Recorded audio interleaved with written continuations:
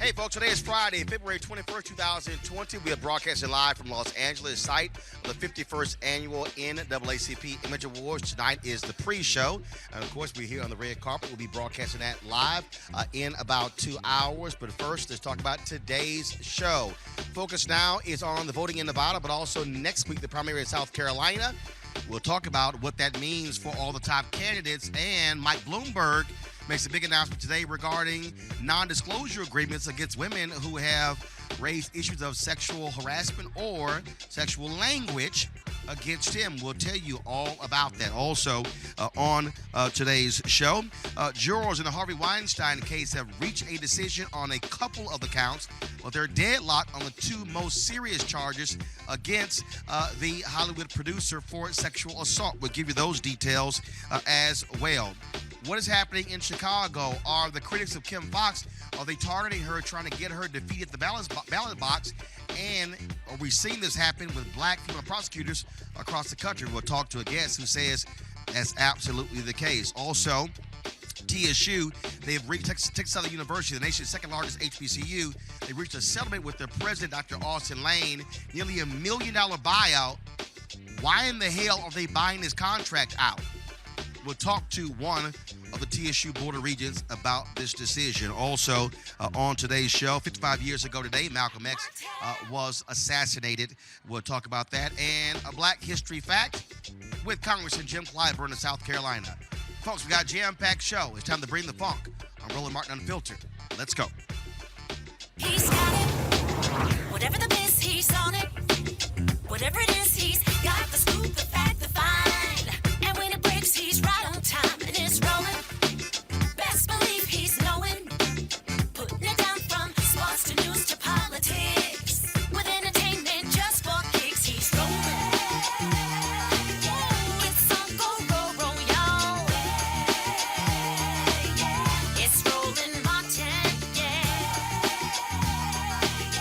Rolling with Roland now.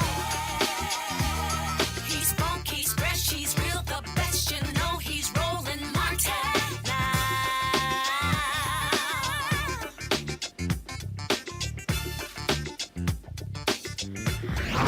Martin.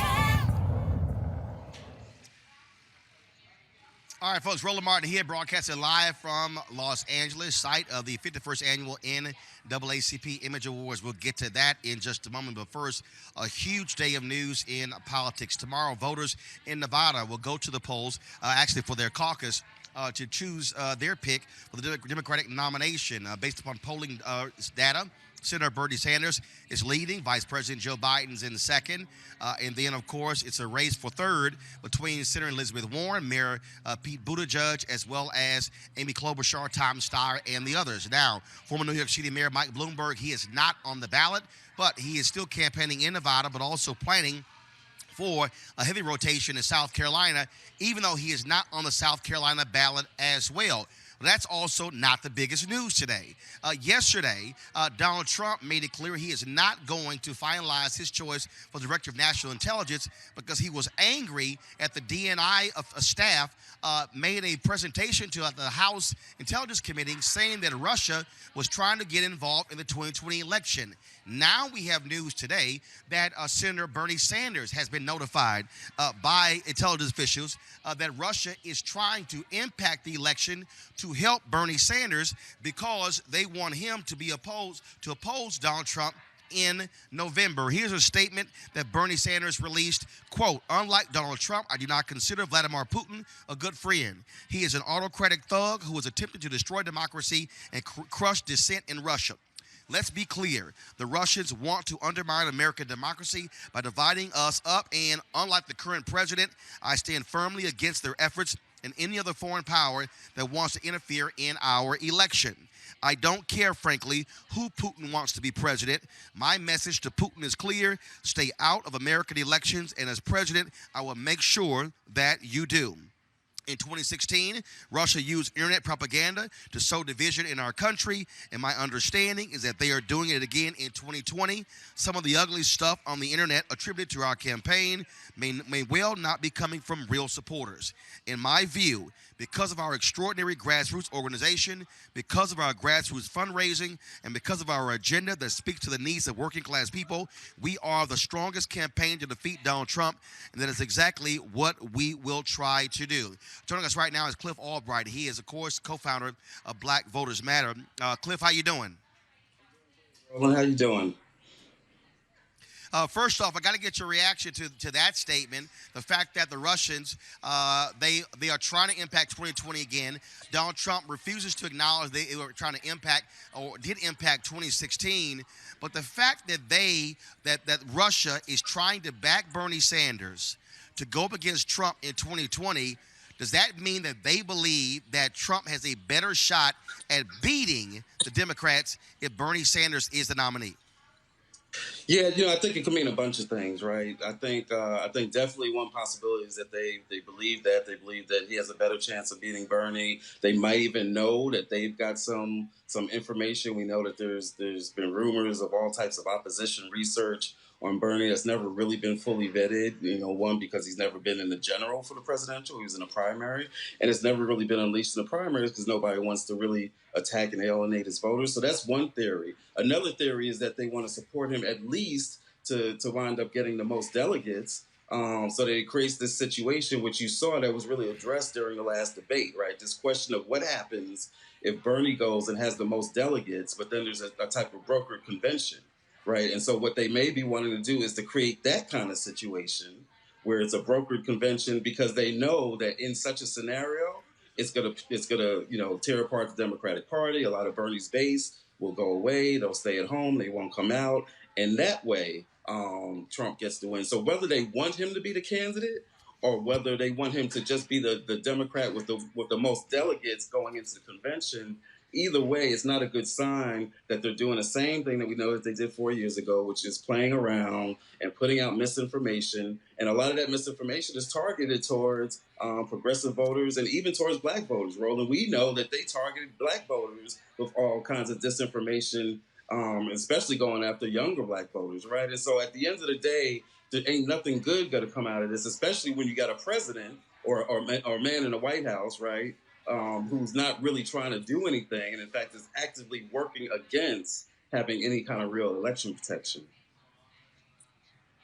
Let's talk about, of course, the importance of black voters. Obviously, South Carolina is really going to be the first state where black voters are going to have their say. But even though that's the case, the debate the other night in Nevada, you really had Senator Elizabeth Warren really pressing the issue on environmental justice, raising the issue about black women in terms of the issues they have when it comes to having children. A number of different issues. She really went after Mike Bloomberg on stop and frisk.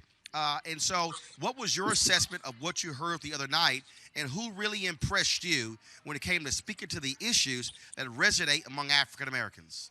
Yeah, well, I guess you could say she stopped and frisked Bloomberg on stop and frisk, as well as stopping and frisking him on his history of sexual harassment. Which, by the way, the other piece of the story is what the other breaking news today, that now he's coming out and saying that he's going to actually release some women from those NDAs. And why is he doing this? Because three women. Yeah.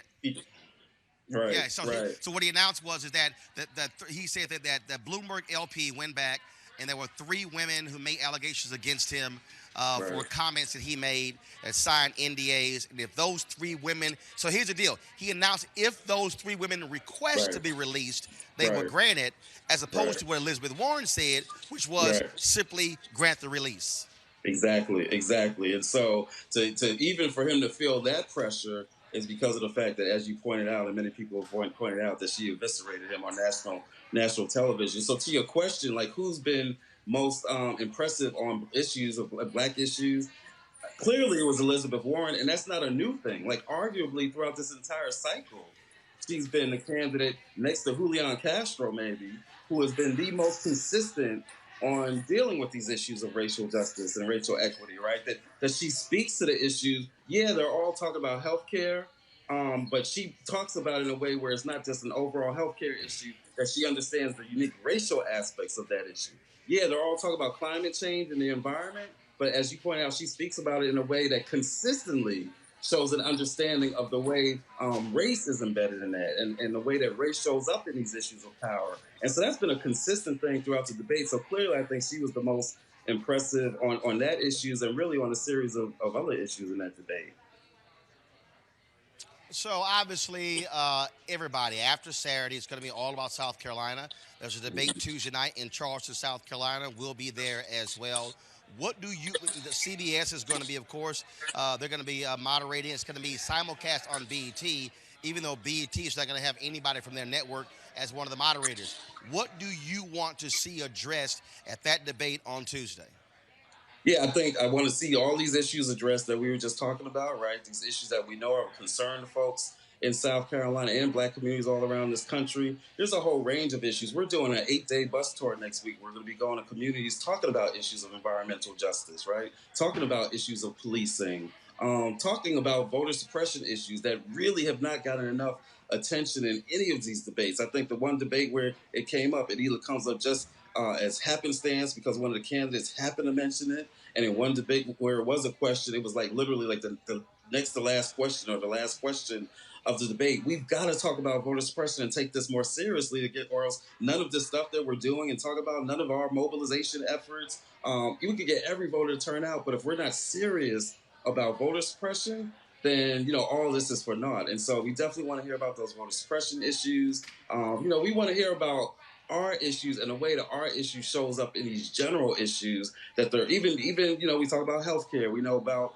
the issues of Black women's health and Black women's maternal morbidity and mortality. Like, we need to talk about these issues that folks in South Carolina and when we talk about climate in South Carolina, we're talking about the Low Country, right? We're talking about folks that know something about the devastation Right. of climate change, right, and floods that they have to deal with. And so these are the types of issues that we want to hear folks talk about. Let me ask you this here. What do you make of it? I've been calling her out for the past couple of weeks. What do you make of the fact that Senator Amy Klobuchar is really making no effort to reach Black people? She's not talking to Black media. We've been trying to reach her for more than a month. And then other Black journalists have reached out to me. She's scheduled a podcast with Color of Change. Then they canceled that one. I know Angela Rye's been trying to get her on the podcast. Got no response whatsoever.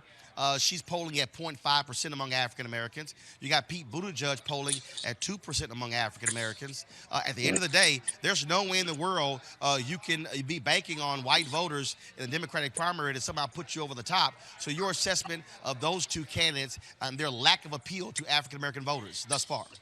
It's absolutely, it's unacceptable on a couple of levels, right? It's unacceptable that they have such little regard, right, for Black voters, right? So that's one piece. But the other piece is it's absolutely unacceptable that the media and pundits have treated them, especially Buttigieg, but coming out of New Hampshire, even Amy, that they've been treating them as if they're legitimate front runners. You can't be a legitimate front runner when you polling at 1%, 2%, 0.5% of Black support. So for them to even be framed that way is an example of white privilege, right? And so no, we can't take them seriously as a front runner, but more importantly, as Black folks, we can't be guided because whether it's them or whether it's Biden or whether it's even Bloomberg, the reality is this.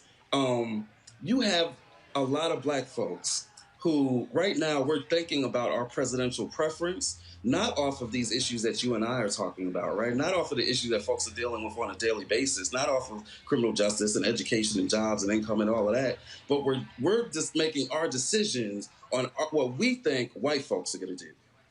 In other words, we're voting right now out of fear.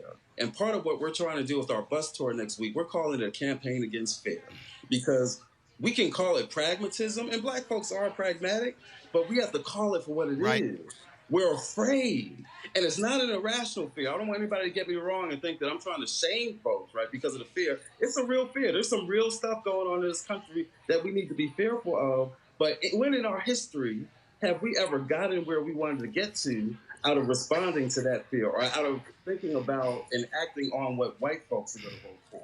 We didn't take a poll of white folks before Right. we did a Montgomery bus boycott and say, well, how are the white folks going to react, right? We didn't take a poll of white folks before folks across that bridge in Selma, and we can't cast our votes based on how white folks are defining electability. We have to define our own electability based on our own interests. So we got to have a different and an honest discussion about this fear, not shaming folks, but just challenging us, right, to overcome that fear, no matter how rational it may be. Demand that we vote on our interests, because as the back of our shirts and our sweatshirts, our hoodies always say, it's about us. And if we can't vote based on it being about us, then nobody else is going to vote based on it being about us. And that's the conversation we want to have with our folks.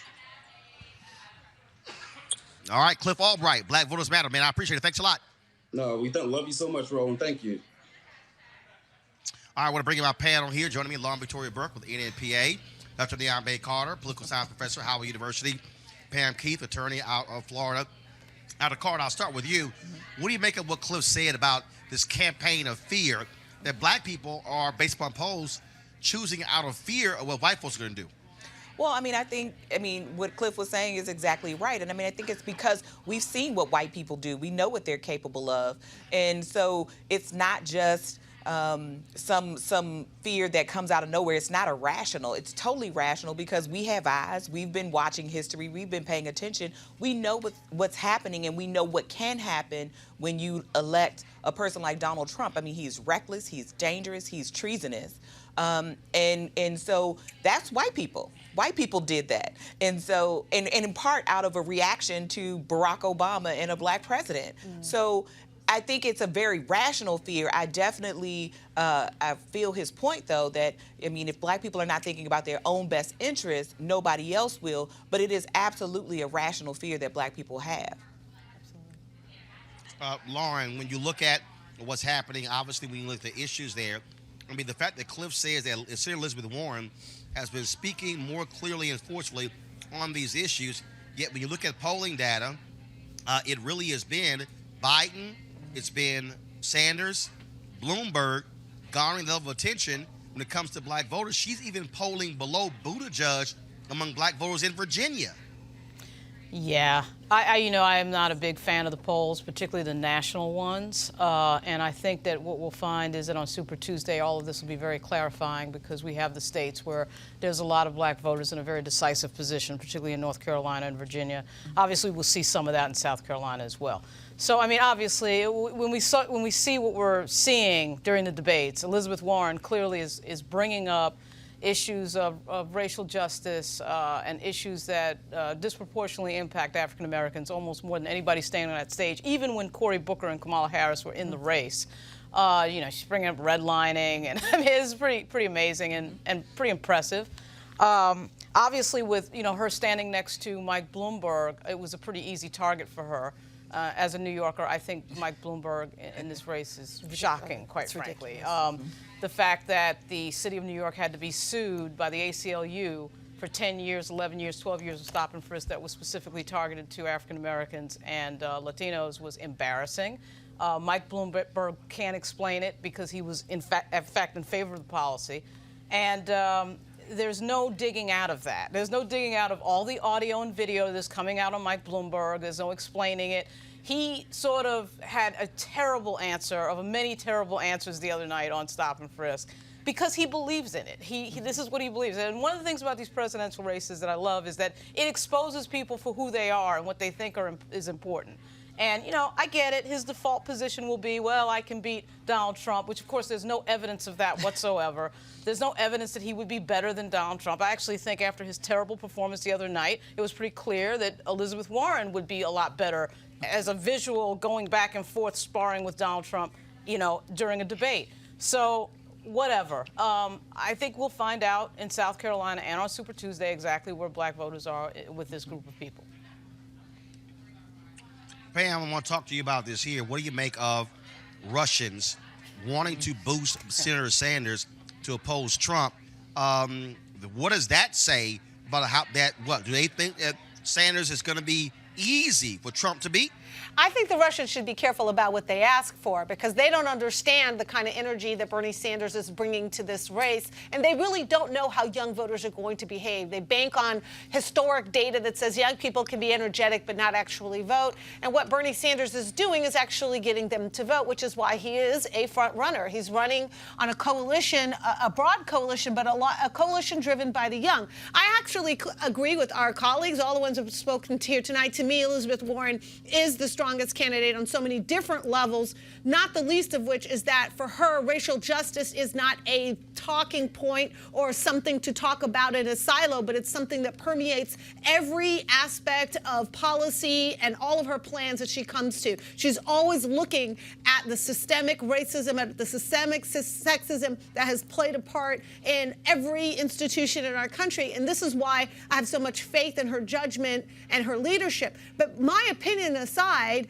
the person who's really garnering a whole lot of energy is Bernie Sanders, and the theory is that Donald Trump will successfully paint Bernie as a Sanders, and ergo Donald will win. Well, maybe he will and maybe he won't. Because at the end of the day, I actually would rather convince centrists and moderates to vote for Bernie than to try to convince Bernie's supporters to vote for Michael Bloomberg. That, to me, is a much heavier lift. Well, first of all, the way I keep looking at this whole deal, Michael Bloomberg hasn't won a single delegate. Has not been Exactly. thus far. He has to actually, so all these people who say somehow he's the best to beat Trump, you can't run against Trump in November unless you win the nomination. That's right. And I keep saying, we'll see what happens on Super Tuesday. Do got to ask all three of you this year, what do you make of the fact that Michael Bloomberg got hit hard, very hard by Senator Elizabeth Warren on the issue of non-disclosure agreements, and comes out today saying that if the three women will request it, he will release them. And the Senator Warren was so cold where she, former contracts law professor, drew up a contract saying that all Bloomberg has to do is sign it, and that releases the women. But he's saying if they request to be released, then he'll do it. Yeah. I got to chime in on this because I am a labor and employment attorney. That is my expertise, and I've written a lot of NDAs in my time.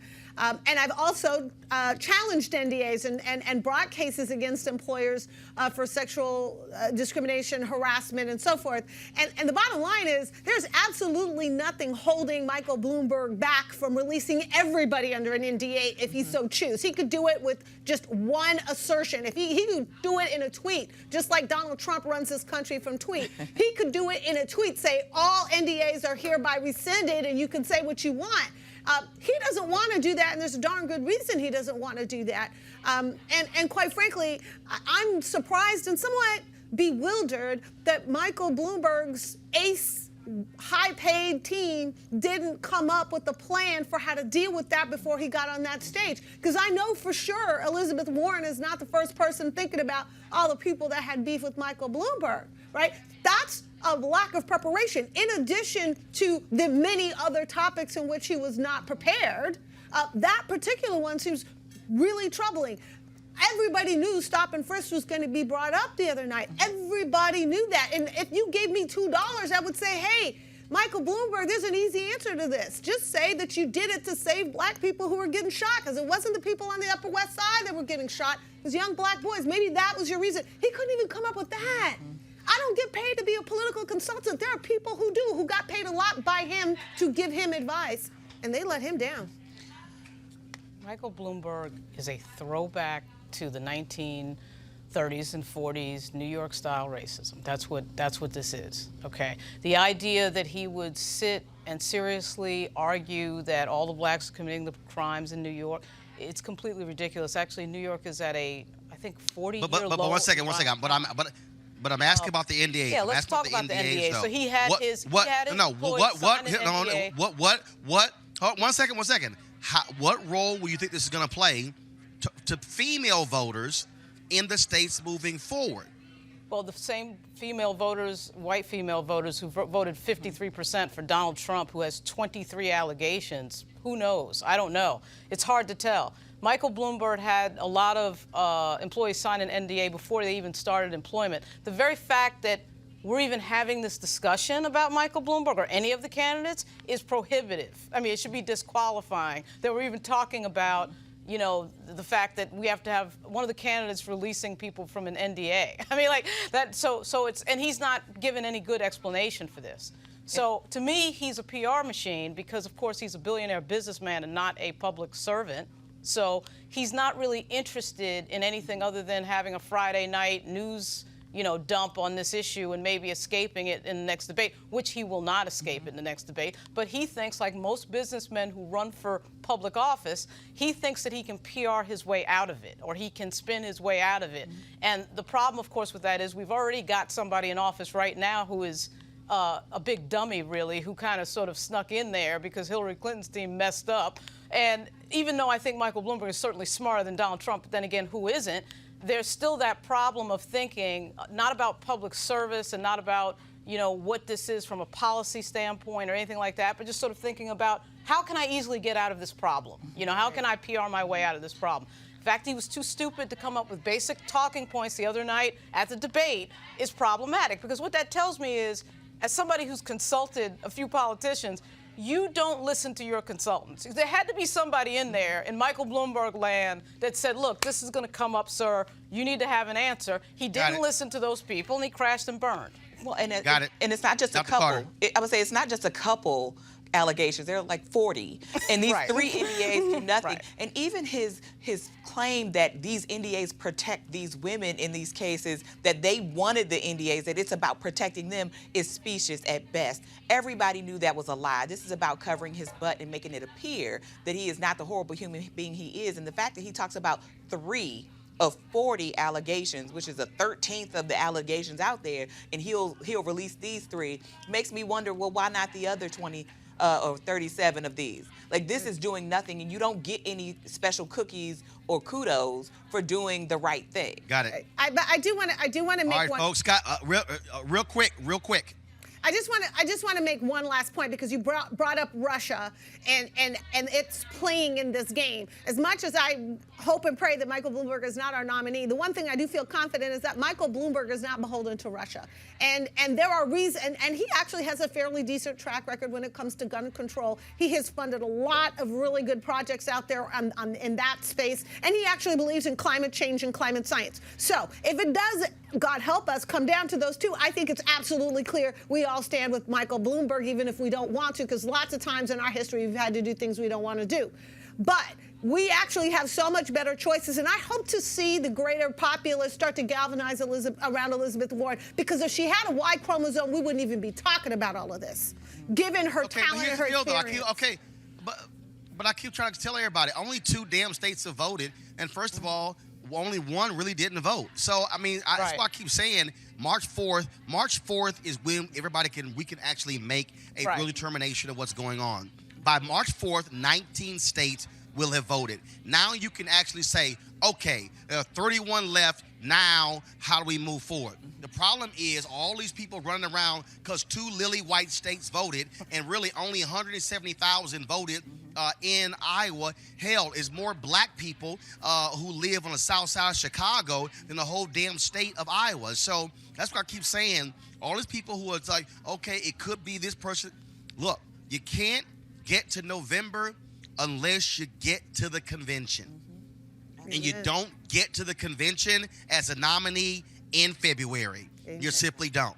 Got to go to a break. When we come back, we're going to talk about black female prosecutors under attack, including Kim Foxx, who's running for re-election in Chicago. Next, the Roland Martin Unfiltered, broadcasting live from Los Angeles, site of the 51st Annual NAACP Image Awards. You want to check out Roland Martin Unfiltered? YouTube.com/Roland S. Martin. And subscribe to our YouTube channel. There's only one daily digital show out here that keeps it black and keep it real. It's Roland Martin Unfiltered. See that name right there? Roland Martin Unfiltered. Like, share, and subscribe to our YouTube channel. That's YouTube.com/Roland S. Martin. And don't forget to turn on your notifications so when we go live, you'll know it. Let's join Reverend Dr. Jackie Hood Martin as she engages others to think like a leader. Are you looking to enhance your leadership or that of your team in 2020? You can join her online course and mastermind group, How Successful People Think. She'll be your guide as you learn timeless leadership principles to apply to daily living. The offer expires on February 28th. To register or start the online course, go to www.livetolead.com/Leesburg. livetolead.com/Leesburg. Again, it is it's an online leadership course that you want, and it's called How Successful People Think. And so the deadline is February 28th. And so livetolead.com/Leesburg. All right, folks, a group of criminal justice organizations revealed a report this week that praised Cook County State's Attorney Kim Foxx administration for its policies that have resulted in far fewer Black and Latino folks being sent to prison. On average, 1,063 Black and Latino folks were sent to prison every month in 2012 after prosecutions by the Anita Alvarez administration. In 2019, the average was down to 706, according to the report. Now, Foxx, of course, is facing re-election. Many folks have been critical of her because of the Jussie Smollett investigation. He is now being indicted, essentially charged by the independent prosecutor. Joining us right now is Jamila Hodge. She is director of Reshaping Prosecution Program, the Vera Institute of Justice. Jamila, what do you make of, first of all, not just what's happening with Kim Foxx, but you look at the attacks on her, on Marilyn Mosby in Baltimore. You look at what's happening, of course, with Aramis Ayala in Florida. So that at the end of the day, you have a significant number of Black female prosecutors who are being targeted. Thank you, Roland, and it's great to be here. You are right. So we knew when prosecutors ran on reform platforms, when you run on platforms of decarceration, of addressing racial disparities, of being transparent and accountable, that is a very different prosecutor than what we're used to in this country. So it was expected that there would be attacks on policies, attacks from law enforcement, police unions. But I don't think what we expected, although maybe we should have, would have been the level of attack that particularly the Black women lead prosecutors who won on these platforms have faced. Their attacks go beyond policies. They are personal. They are very racialized and gendered in ways that their counterparts who ran on similar platforms and who are enacting similar policies are facing. And it is just evidence of how deep these issues are in this country, how the criminal legal system has been a proponent of the racial injustice that we face in this country. And when you have someone, particularly a Black woman, at the helm who's trying to do something about it, the folks who want to maintain the status quo do everything they can to take them out. And when you look at what's happening here, first of all, you have the judge who appointed the special prosecutor in the case of Jussie Smollett. That's the one case where they're really targeting Kim Foxx in Cook County. And can we just think about the fact that right now in this country, we have at the highest level of our government interference on the behalf of criminal cases against powerful white men. That is happening right now. And where's the outrage? We have had a system that for many years has allowed those with power, those with money, and those with privilege to avoid the consequences that Black and brown people face all the time for criminal offenses.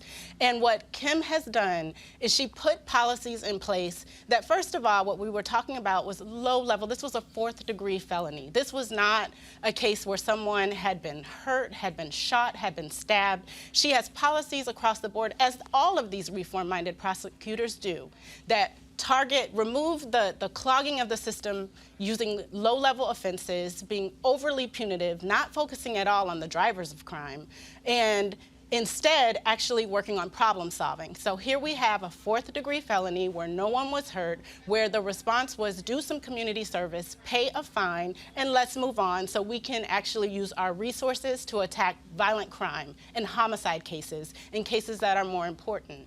And what we know is that Kim has had opposition way before Jussie Smollett. They were waiting for a misstep. They were waiting for a stumble. And she would be the first to admit, in fact, she did this when she released her campaign video. She acknowledged and owned she could have handled that case better. And by that, what I think the takeaway is how we communicate about why changes are being made. It wasn't so much that there was a change. I don't think people disagree that we over-incarcerate in this country. We know we only have 5% of the world's population and nearly 25% of the incarcerated population. We know that it disproportionately impacts Black and brown communities. We know that incarceration has not made us any safer, and so we need a new approach. But it's how you communicate about what you're doing. And so she acknowledged. She didn't communicate about this. Have you? What's the first of all, I'm going beyond the Kim Foxx case. Yes. And are you disappointed that you have not seen civil rights organizations and others come to a more vigorous defense of these Black female prosecutors? You look at the fact that in Maryland, that the governor, Larry Hogan, has ordered the attorney general to take over the prosecution of a number of Marilyn Mosby cases without even asking her. There's no indication that she somehow was afraid to prosecute. And so when you talk about that, not only that was happening with African-American prosecutors, but you look at the war that Larry Krasner is in with the Attorney General of Pennsylvania as well. And so it's interesting that, and I haven't seen it, I haven't seen a mass mobilization of these Black civil rights organizations standing up for these sisters. No, Roland, thank you so much for raising this because, so at Vera, we launched an initiative called Black Women Lead, literally in response to the lack of response and lack of support for Black women lead prosecutors who are on the front lines. These women are not just, again, facing policy opposition, they're facing death threats against them and their children. They are being sued personally. They are having criminal cases, investigations brought against them. The attacks on them are real and they are personal, and no one was stepping up. And it literally, the way it came about was we were all in Montgomery, Alabama at the amazing EJI Museum and Memorial, where we were steeped in our country's history, of the legacy of slavery. We went through the museum, the memorial, and we were there to talk about how prosecutors have to reckon with our history, this history of racial injustice in their role as a reform-minded prosecutor. We could not begin that discussion because the first thing Kim Foxx said, who was part of this convening, was, "I'm sorry, excuse me, but that's not history for me." That was April 4th when I had white nationalists marching on my office. And so we had to have that conversation about, oh, this isn't history. This is happening right now. The same language, the same racial invectives are being hurled at these women right now in 2020. And so, and not just hearing that it was happening, but I think the thing that made me saddest was hearing that they felt alone. No one was showing up for them. And we have, our organization is not the only organization out there that supports reform-minded prosecutors. There are a few of us that have literally been created in the last few years with programs focused specifically on providing that support. And some of us didn't know. Some of us assumed that other organizations were providing that support. And I personally had to apologize for failing to step up. And I made a commitment right then that I would do everything I could from here on out to make sure that somebody was rallying around them. And so we do lead a coalition. We have a few, and it's a small coalition, a few amazing organizations like the ACLU and the Justice Collaborative who have come together, and we are trying to help with crisis communications response. We're actually trying to now focus on how we shift the message to lifting up the amazing work they're doing instead of just responding to attacks. But no, there hasn't been a huge outcry. And you would think when a public official receives a noose sent to her, that there would be a public outcry. But it has not happened. Right. All right. Jamila Hodge, first of all, I certainly appreciate that. Real quick, I want to go to each one of my panelists for a question. Dr. Carter, that's an important point, again, the fact that you don't have other Black organizations who are seeing what is happening. Look, I've had Kim Gardner on this show, Kim Foxx on this show, Marilyn Mosby on this show, Aramis Ayala. We've reached out to these sisters. And then, of course, you got the sister in Prince George's County. You got the other, the sister who's in Virginia as well. Her name is escaping me right now. But the bottom line is, I'm trying to understand like what in the hell is going on. We talk about the importance of having progressive voices as DAs, but we got to have their back when they're under attack. Not only locally, but when you have Donald Trump and William Barr saying that these progressive DAs are a problem as well. Dr. Carter, that's an issue for black folks. Absolutely, but I think oftentimes we treat blackness as equated with maleness, and there's a way in which we don't necessarily think about protecting black women, or don't think about the way that black women in this space are treated differently, and the racist threats that they get look different. You get threatened with rape. You get threatened with beatings and all kinds of things. And I think it's also interesting because when we think about, say, what happened with Breonna Harmon in Texas, I don't know if everybody remembers, this was the white young lady who said that black men had gang raped her, and she lied, and she got deferred prosecution and all of those things. The community was upset because, indeed, she was endangering the lives of these black men that I'm sure they would have looked for as her rapist. But again, where is that same kind of mind to encircle with protection and support and an open statement that actually these kinds of things won't be tolerated, so the people on the other side, not just as victims, but the people who are working to sustain our communities and make sure our communities have a healthier relationship to the criminal justice system, are in fact being protected. Because it was all good when Marilyn Mosby was going after these police officers in the Freddie Gray case, but where are they now that she is in fact facing all of these attacks on her professionalism, all these attacks on her competence, right? People going after her legal license, and these other women in these places who are facing much of this vitriol. You know, Lauren, we saw black female prosecutors go to St. Louis to stand with Kim Gardner. And again, I want to see where's the image of the NAACP, the National Urban League, Reverend Sharpton, National Action Network, a host of a Southern Christian Leadership Conference, and Dr. Steele. I can go on and on and on.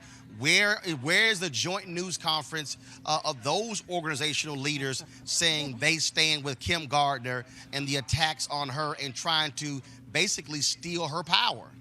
Yeah, well, other than Color of Change, so many of these, civil rights groups are sort of owned by some sort of corporate control in terms of where they get their funding. I'm not suggesting that's what's going on in this case, but a lot of times that does curtail what they choose to fight.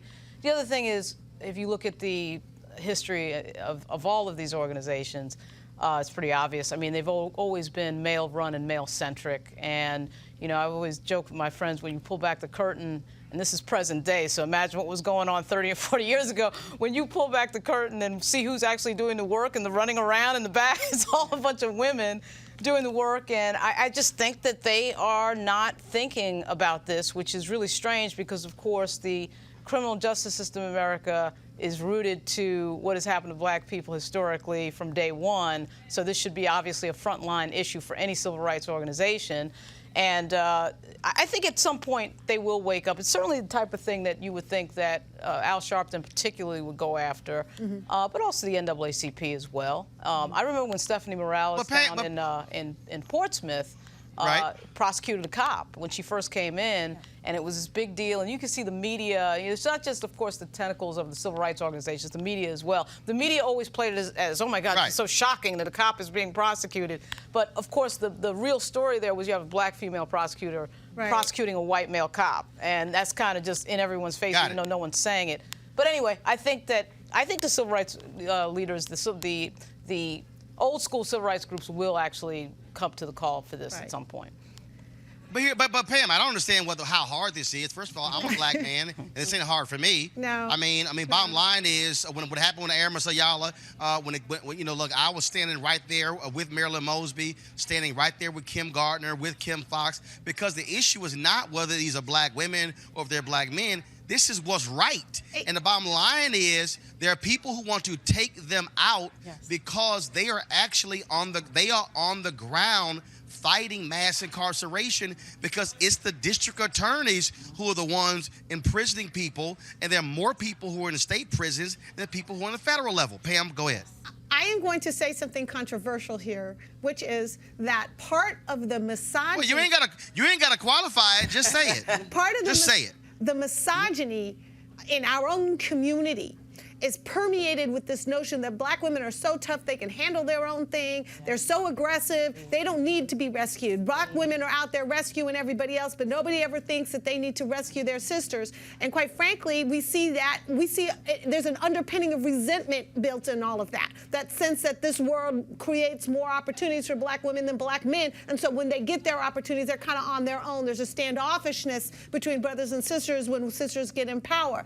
And I just want to call that out. I want people to think on that and pray on that a little bit, because that's going on deep in our community. The other thing I want to do is call out not just the NAACP, but the LDF. The Legal Defense Fund of the NAACP is a well-funded organization with top lawyers who are supposed to be doing the law side of civil rights. Where are y'all? You know, the Congressional Black Caucus Foundation, something you were at just, last week, the week before? They're talking about an emergency meeting. There is no bigger emergency than the attack on our female prosecutors. What the Sam Hill is a CBC Foundation doing right now? It's got money, and it's got very high-profile, leaders and people with enormous followings and platforms that could make this and elevate this to a national issue. That's what people don't want to see happen, because when black people get mad about something on a national level, things change. Everybody knows that, because we're everywhere and you can't hide from us. So when we get together on something, then man, do we move the needle. We've seen it over and over again. We know it to be true, but we need our leaders to lead. It's different from being a Democratic leader than being a leader of Democrats, right? We have leaders who are there to be in their caucus, but not there to be in their community, and that's what's missing. And if I can jump in, all right, folks, Jamila, final comment, because I got to go to a break. Okay, I just want a first clarification that Sharon Eiffel of the LDF, because she's a black woman, is at the table. So I want to just name that. And I also think part of the problem is what the hard work and the impact these women are having is not being uplifted. Even who the media that promotes reform puts out tends to favor the Larry Krasners over the Stephanie Morales and the Kim Foxx. So part of it is we need to do a better job of putting out how they're helping our communities, our people, so that people can understand if we don't have them, this is really harmful for us. They are working for us. Got it. All right, then. First of all, Jamila, we certainly appreciate it. Thanks a lot. When we come back, folks, a Black History Moment with Congressman Jim Clyburn on Roland Martin Unfiltered. Back in a moment.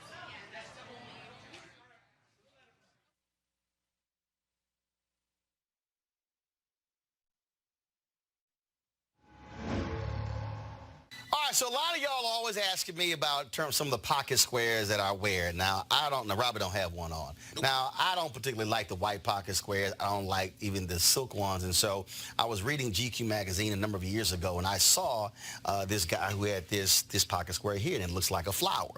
This is called a shibori pocket square. This is how the Japanese manipulate the fabric to create this sort of flower effect. So I'm going to take it out and then place it in my hand so you see what it looks like. And I said, man, this is pretty cool. And so I tracked down, it took me a year to find a company that did it. And so they make these about 47 different colors. And so I love them because, again, as men, we don't have many accessories to wear, so we don't have many options. And so this is really a pretty cool pocket square. Now, what I love about this here is you saw when it's in the pocket, you know, it gives you that flower effect like that. But if I wanted to also, unlike because if I flip it and turn it over, it actually gives me a different type of texture. And so therefore it gives me a different look. So there you go. So if you actually want to get one of these shibori pocket squares, we have them in 47 different colors. All you got to do is go to RolandSMartin.com/pocket squares. So it's RolandSMartin.com/pocket squares. All you got to do is go to my website, and you can actually get this. Now, for those of you who are members of our Bring the Funk fan club, there's a discount for you to get our pocket squares. That's why you also got to be a part of our Bring the Funk fan club. And so that's what we want you to do. And so it's pretty cool. So if you want to jazz your look up, you can do that. In addition, y'all see me with some of the feather pocket squares. My sister, who's a designer, she actually makes these. They're all custom made. So when you also go to the website, you can also order one of the customized feather pocket squares right there at RolandSMartin.com/pocket squares. So please do so. And of course, that goes to support the show. And again, if you're a Bring the Funk fan club member, you get a discount. This is why you should join the fan club.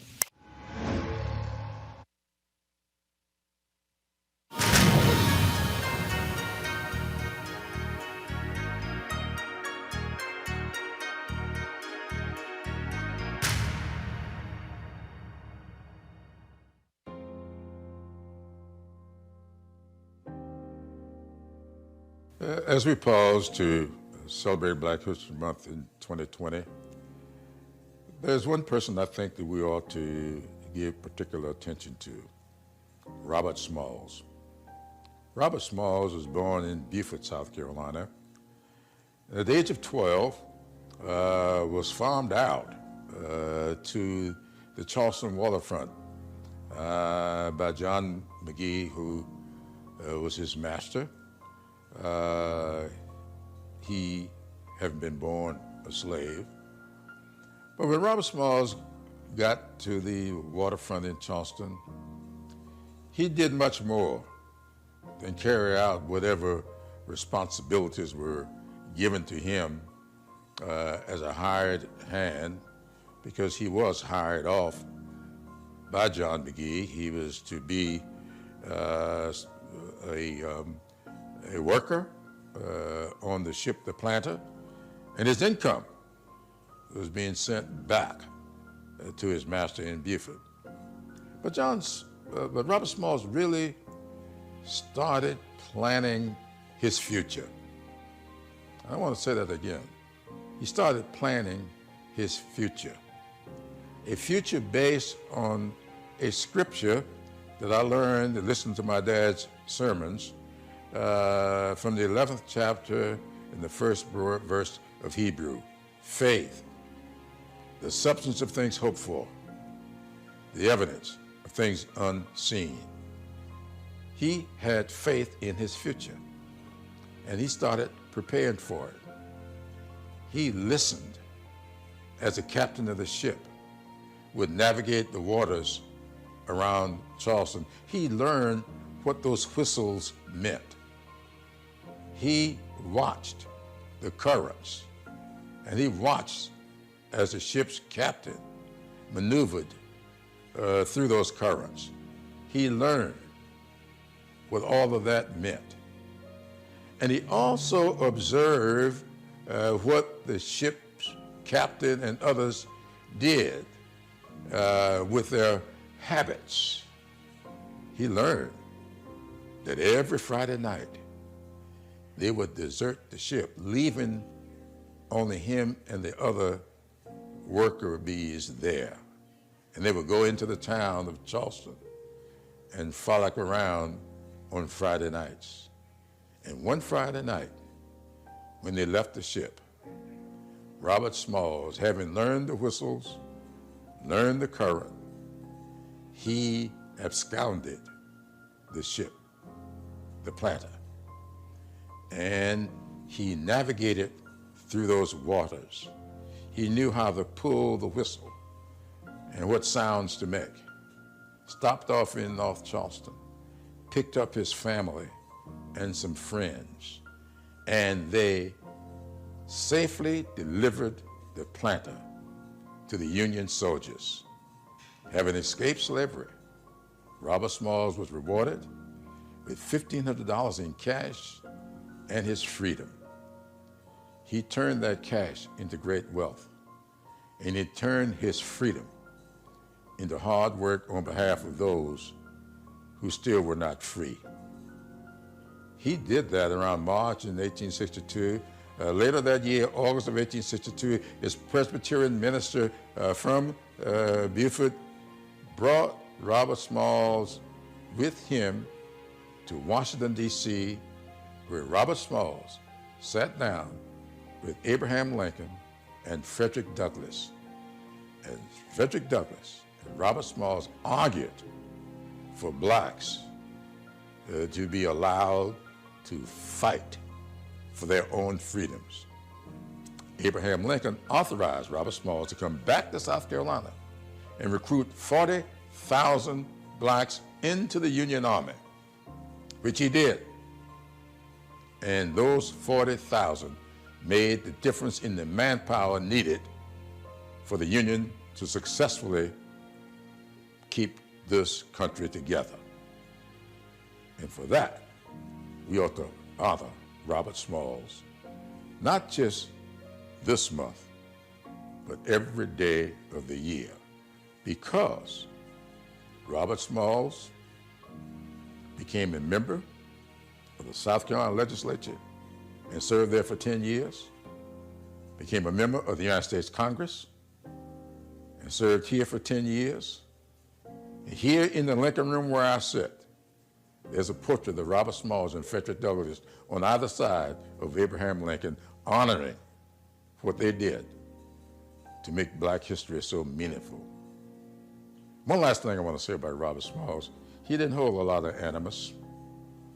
When Robert Smalls returned to Beaufort, he purchased a house that he had been a slave in. And when his master died, leaving his wife sick, in need of help, Robert Smalls took her into the house that she once owned, and he now owned, and nursed her until her death. Not animus, but a great contributor to history. And I am proud to now represent many of the counties and communities that were represented in the United States Congress by Robert Smalls.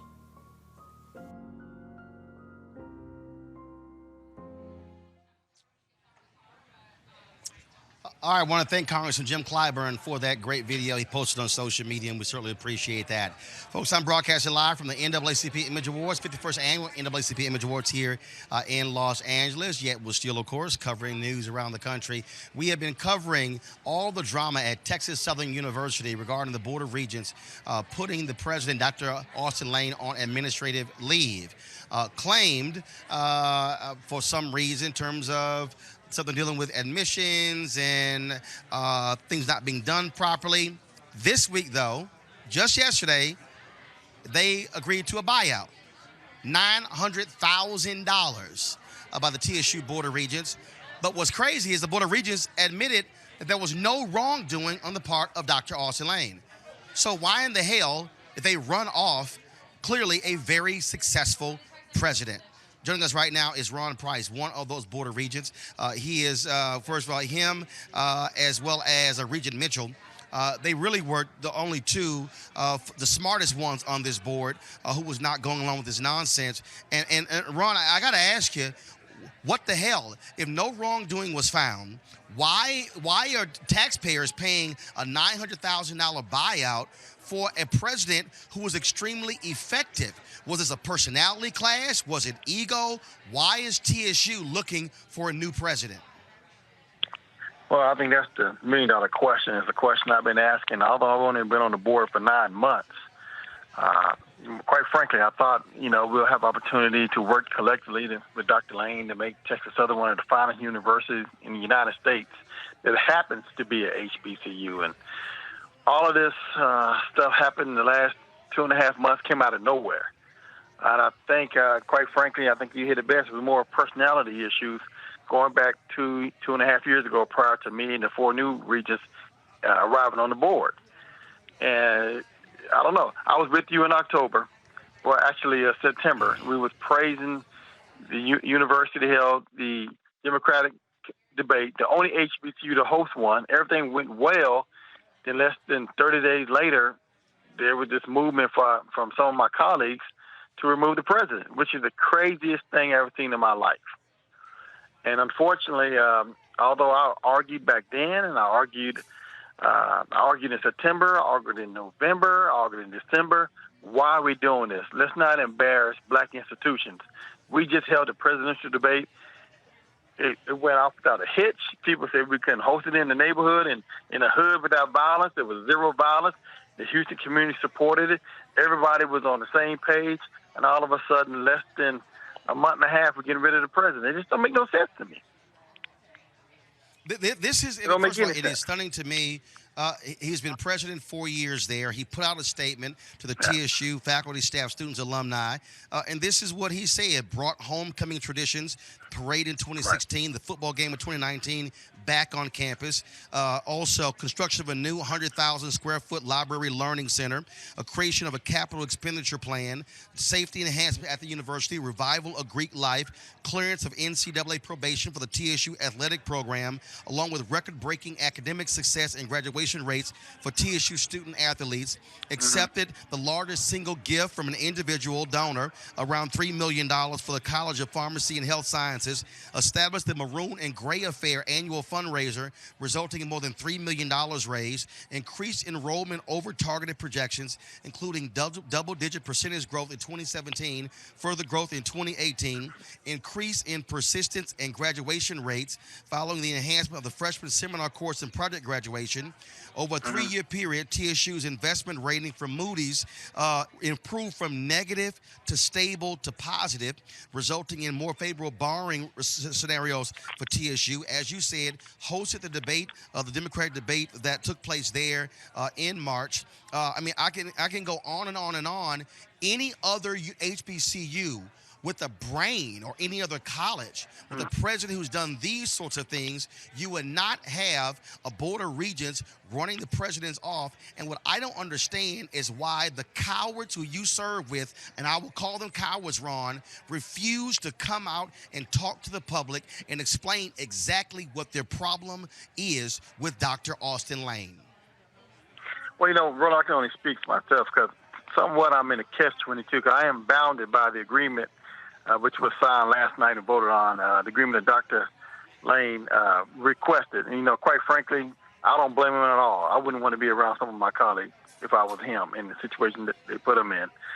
I can say Dr. Lane and I and the provost and some other people, we had a lot of big things we've been working on for the university that was going to take place this year. And for some reason, things went haywire, and unfortunately, I'm kind of bounded by that agreement that we signed that I can't say too much, but I can just put it this way. I support Dr. Lane. We had some magical things that we had planned on doing collectively. He came to Dallas several times to visit with me. We was working on a lot of projects that could enhance Texas Southern and, quite frankly, enhance HBCUs in the United States. So I'm disappointed that during Black History Month, majority of my colleagues felt it was the best time of the month to get rid of Dr. Lane. It just don't make sense to me. The whole thing just don't make sense to me. As you indicated earlier, Regent Mitchell and I, we're on the opposite side of this discussion with our colleagues. Quite frankly, I still think it's a bad decision, but I have to respect the decision of the board because I am a board of regent. But I wish Dr. Lane tremendous success, and I'm here to help him, whatever he want to do in the future. All right, Ron Price, man, always a pleasure talking with you. Thanks a lot. Yes, sir. All right. Let me go ahead and say a few words here, folks. I'm a native of Houston, Texas. I graduated from Jack Yates High School, Magnet School of Communications, which is literally right across the street from TSU. I have I've covered TSU over the years when I was, of course, managing editor of the Houston Defender. It's been lots of drama there. The university has had previous presidents, one who actually went on trial for misuse of funds. Here was a man who came from a PWI, who came to work for an HBCU. Clean record, completely clean record. Him and his wife, Lauren, were advocates of the university, were fighting on behalf of the university. And I dare say this, and I will say this because I have spoken at 15 out of the 19 commencements I've given, 15 have been HBCUs. And I did the commencement speech at Texas Southern University 2 years ago. I've spoken at more than 50 plus HBCUs.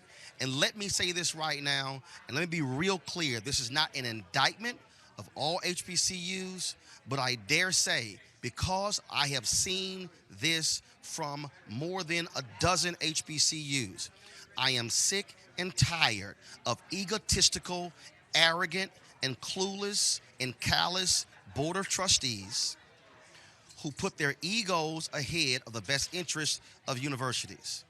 We have seen this take place. We have seen this take place all across the country, and I can tell you folks, listen to me clearly, and I didn't go to the HBCU, but I can tell you this, I have had brothers and sisters who tell me that they are sick and tired of even going after these jobs. I've had individuals who say, I'm not gonna go work for another HBCU because I'm sick of this kind of mess. I've heard that. I'm talking about people who have served in these capacities.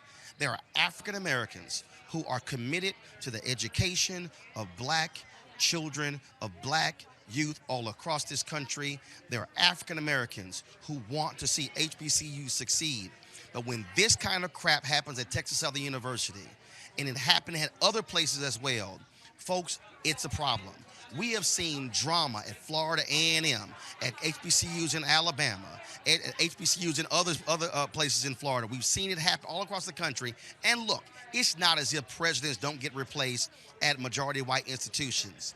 But when you have a board of trustees move against a president like they did in this case at TSU, and have given no real reason, and then tried to have an investigation to find a reason, and then when you vote to terminate him, and then let me also say this here, because when they had that vote to terminate him, Ron Price couldn't attend that board meeting. They would not let him participate by phone. And I dare say to the TSU board chair, to the secretary, the board vice chair, and all the rest of them, you are cowards. You are cowards who have shamed the university. You have cost the university $900,000 in a settlement. Why in the hell would you pay somebody $900,000 to leave who has been successful at raising money for the university? This is what happens when people say, I don't feel like giving because you're going to waste my money. You have seen a university revive its fortunes because of Dr. Austin Lane. And look, let me be clear. I didn't know Dr. Austin Lane before he became president. He's a Kappa. I'm an Alpha. I had never met him before, but I can tell you this here, as somebody who has met with, who has interviewed, who has covered numerous university presidents and numerous HBCU presidents, he was doing an amazing job at TSU, and I have nothing but disdain for every single one of those TSU Board of Regents who voted to terminate him and then chose to, when he chose to mediate, agreed to a buyout, and they said there was no wrongdoing on his part. This absolutely makes no sense. It's a stain on TSU. Their faculty should be angry. The staff should be angry. The students and the alumni should be angry. And they should be protesting and calling for the removal of every single one of these trifling TSU Board of Regents who chose to take this action. I feel strongly about this because TSU is sitting there in the heart of 3rd Ward. It's a stone's throw away from the University of Houston. Rice University is in Houston as well. University of St. Thomas. You're talking about almost, 90 minutes away from Texas A&M University. Prairie View is 50 miles down the road. Then you got the University of Texas. We have the opportunity to create lasting and strong and stable black colleges, but it cannot happen as long as you have egotistical and arrogant board of trustees who are responsible for being over the president. Folks, what happened in Houston is shameful, and shame on every single one of these regents who voted to oust Dr. Austin Lane. And whatever university hires him next, and trust me, he's getting phone calls, they're going to be getting a strong, consistent president. And unfortunately, it's likely not going to be an HBCU because of the fools at TSU and the actions that they took. When we come back on Roland Martin Unfiltered, we'll talk what's happening in New York City in the Harvey Weinstein case. You're watching Roland Martin Unfiltered from Los Angeles. Back in a moment. You want to support Roland Martin Unfiltered? Be sure to join our Bring the Funk fan club. Every dollar that you give to us supports our daily digital show. There's only one daily digital show out here that keeps it black and keep it real as Roland Martin Unfiltered. Support the Roland Martin Unfiltered daily digital show by going to RolandMartinUnfiltered.com. Our goal is to get 20,000 of our fans contributing $50 each for the whole year. You can make this possible. RolandMartinUnfiltered.com.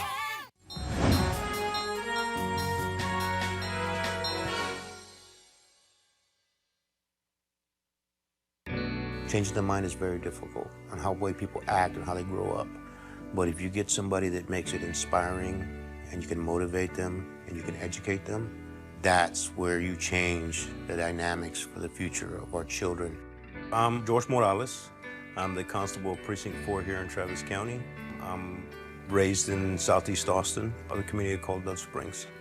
In the late 80s, early 90s, it It was really hard in our community at Dove Springs. We had a lot of gangs and drugs that were being sold in our communities. You know, I came up in law enforcement, seeing a lot of constables put themselves in the forefront. It's a community-based office. You know, you want to be out there amongst your community and show them the better side of law enforcement. Show them that, you know, hard work does pay off. And that's constable work to me. As the president of the Dove Springs Advisory Board, our goal is helping the rec center grow, implement programs. We do events from Easter, which we have about 2,000 kids. The back to school bash, we did about 3,500 backpacks.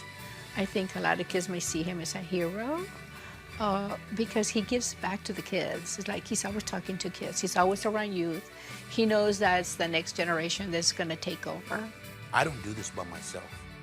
I was taught by my union that if we work together, things happen. If we speak up, things happen. Union is strength in numbers. And I bring those numbers from the Dove Springs community, from the Precinct 4 community. And that's the union pride that I have. All right, folks, jurors in the Harvey Weinstein case are deadlocked on the most serious charges. They did announce that they have agreed on the lesser charges. I want to go to my panel right here. Pam, Keith, the judge has told them to continue deliberations. But my goodness, what does it say that on the two most serious charges, after that stunning and shocking and riveting testimony of Harvey Weinstein allegedly raping these women viciously, that this jury is deadlocked? You got me, Roland.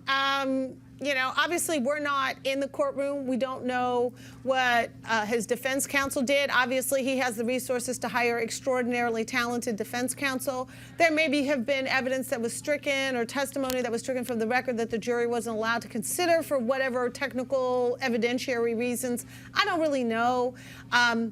You know, I do think that there may be, and I'm speculating here, but I think there may be sort of a backlash and undercurrent against the Me Too movement. There's some men who are feeling some kind of way about, you know, the fact that women's voices are being heard in a way that is unprecedented in today's day, and it still needs to get better, but it's way better than it was. And there are people that are feeling destabilized by that, especially older corporate men. And if you get a jury in New York City, you might get older corporate men. So I'm not accusing any juror of any particular thing. I'm simply saying that that's a dynamic that could be playing out here. To what I have seen in the Twitter and the basic media, you know, this one is not a close call. So I don't understand, and I hope that it doesn't end up in a mistrial. You know, but at the end of the day, you know, how many people did he have to abuse before he got caught on the carpet? And I think he's definitely been playing that sympathy card, trying to look like some old and firm guy. Well, that was not the Harvey Weinstein that was raping and sexually assaulting people. And yes, I am saying it as a fact because I believe it to be true. I believe the women that came forward. I think the testimony was credible, and I have a right to have my own opinion about that. But my opinion obviously matters a lot less than the jury. I hope that they do find him guilty. I hope that he does spend time incarcerated for what he's done. God knows we have people sitting in jail for a whole lot less. So I hope he does get sentenced to jail time. That's all I can say. Dr. Carter, the quote from the jury, we the jury request to understand whether we can be hung on 1 and/or 3 and unanimous on all the other charges. That note went out around 2:16 p.m. Eastern. And what the judge said was any verdict you return, whether guilty or not, must be unanimous. If you cannot reach a unanimous agreement on a particular count, you cannot return a verdict on that count, and a new trial will have to be scheduled before a different jury. Your thoughts on this? Well, I mean, I think this is, you know, partly probably what he was hoping for. And again, as Pam said, he's been coming in there in a walker and looking slack and not like this sort of man who would pounce on someone, right, the predator that he is, or that he was alleged to have been. You know, he's been playing that card, and I think this is a really high bar to pass. And if they have to do this again, I don't know that his chances second time around of being convicted are any better than they are right now. I mean, I think they've called not just the parties to these attacks, but also their character witnesses and others who were testifying to when these people told me about this. And if that wasn't enough to convince the jury that this man did these things, I'm not certain that another jury would be any more convinced. And I think it's just not wanting right, to admit that this thing happened, that these rapes happened, that these assaults happened, and that this man is the cause of it. Lauren Victoria Burke. First of all, we do know that was a of course hung jury in the first trial against Bill Cosby. He was convicted by the second trial. If this jury convicts him on the lesser charges, if they convict him on the lesser charges, they can still retry him on the most serious charges. That can also happen. Yes. Right, and I think that it's Me Too is an interesting situation. Obviously, I think that even if you didn't know the details of this case, your assumption would be if you can't convict on this, you can't convict on anything. I've actually been listening to a podcast by two Irish journalists, Phelan McAllier and Anne McElhaney, and they have actors reenacting the day's testimony. It's really good. It's actually, Roland called Harvey Weinstein Trial Unfiltered. So it's a really good podcast. And because I've had clients that have dealt with the Me Too issues, I've sort of studied a bunch of Me Too related issues. Frankly, I do think the Me Too movement is certainly well-intentioned and long overdue. It centers women in a way that women have never been centered in history. But I do think it's also dangerous to due process, specifically for black men who are disproportionately adversely impacted by the criminal justice system, particularly with regard to sex crimes. So, having said that, I think that the testimony of Jessica Mann, who is the one of the main accusers, is where it gets problematic, and I think why the jury might hang. She clearly was assaulted by Harvey Weinstein, but the problem is that she keeps up a consensual relationship with him later, and that I think is going to cloud the jury's judgment a little bit, unfortunately. To me, the most important testimony was the actress Annabella Sciorra. She was backed up by Rosie Perez. I actually think without Rosie Perez, she was still incredibly credible. Unfortunately, the statute of limitations passed on her case, but that case alone, even though the jury is instructed not to pay attention because she's a Molyneux witness, it's still extremely important. And when they asked to read back Annabella's testimony, I thought, okay, he's going down on all counts. But I am a little bit shocked that they're hung on things like, criminal sexual assault. I mean, that should be a pretty easy one. So we'll see what happens. The judge obviously admonished them to be unanimous, and in that, I think they will find him guilty on the more serious counts. Well, again, we'll certainly see. We'll certainly wait for that jury's decision. All right, folks. Today is the 55th anniversary of the assassination of Malcolm X. A lot of folks have been talking about that recently because of the Netflix documentary that came from Fusion TV, Who Shot Malcolm X. Here's a look at that trailer. We're not brutalized because we're Muslims. We're brutalized because we are black people in America. The power of this man's courage to say this stuff. It changed the entire trajectory of my life. He was becoming a figure that transcended the Nation of Islam. It was politics that really started the rift between Malcolm and the nation. The white man is the greatest hate teacher that ever wrote there. The FBI was deathly afraid of someone like Malcolm X. What kind of democracy is that? People had to start wondering if something happens to Elijah Muhammad and Malcolm becomes the leader, it's over for all of us. And just then the gunfire went off. Malcolm's death never sat right with me. The investigation was a failure. Asking who's guilty is a dangerous question to ask. What is the real story? It's in the history book. Leave it there. Leave it alone. Elijah Muhammad told everybody, do not raise a hand against Malcolm X. He didn't have to give the order. Someone would take care of it. The FBI should have known. Why doesn't someone want to get to the bottom of this? They never had any intentions of seriously investigating that assassination. That is my mission. I'm not going to stop until I get justice. Because the official count of who killed Malcolm X, it's not true.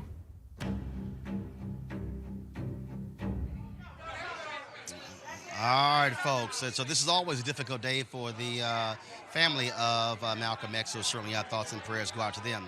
All right, folks, that is it for us. I certainly want to thank Dr. Carter. I want to thank Pam, Lon, Victoria Burke, being on our panel today. I certainly appreciate it. Also, I want to thank Avis for holding down for me yesterday as I was flying here to Los Angeles. Of course, we're here at the 51st Annual NAACP Image Awards. This is the pre-show dinner taking place at the Ray Doby Ballroom here at Hollywood, in Hollywood. Tomorrow night, the Image Awards will be airing on BET. Of course, from Pasadena, hosted by Anthony Anderson. So we're going to stop the show after we finish. Then we'll restart it, come back live here from the red carpet. And so looking forward to some interviews, some chats with various folks who are here. Hate that we're not nominated. First of all, some of the people hate that we're not nominated this year. But again, I think I counted. I think I've had 10 NAACP Image Award nominations, won 4 times. And so we're certainly glad to be here. And so, but we're going to keep doing what we do, and hopefully they'll nominate us next year. I've been actually telling them they need to create a digital category, okay? And then that way, just digital versus having us compete against TV shows. But we'll see what happens. And so that's it for us. Also, folks, we want to thank everybody, of course, who are supporters of us. Roland Martin Unfiltered, our Bring the Funk fan club. Every dollar you give makes this possible. Your dollars actually make it possible for us to travel here and be able to broadcast from here. We're going to be doing the red carpet here tonight, tomorrow night as well, and then on Sunday from the American Black Film Festival honors at the Beverly Hilton. Then, of course, I'll be back in D.C. on Monday, and then we broadcast it live from Charleston, South Carolina on Tuesday and Wednesday as well. So it's a busy 2 weeks for us, but it's all good. Please support us by going to RolandMartinUnfiltered.com. You can pay via Square, PayPal, or Cash, all of those, and so we certainly appreciate all of that. And so please go to RolandMartinUnfiltered.com. All right, folks, that's it. You know, as we do every Friday, we roll the credits of the people who supported us. We're about to do that right now. So again, be sure to check us out. I'll be back. I'll be back on probably, I don't know, about 15 minutes for us going live here from the NAACP Image Awards pre-show red carpet. Okay, I got to go. Holla!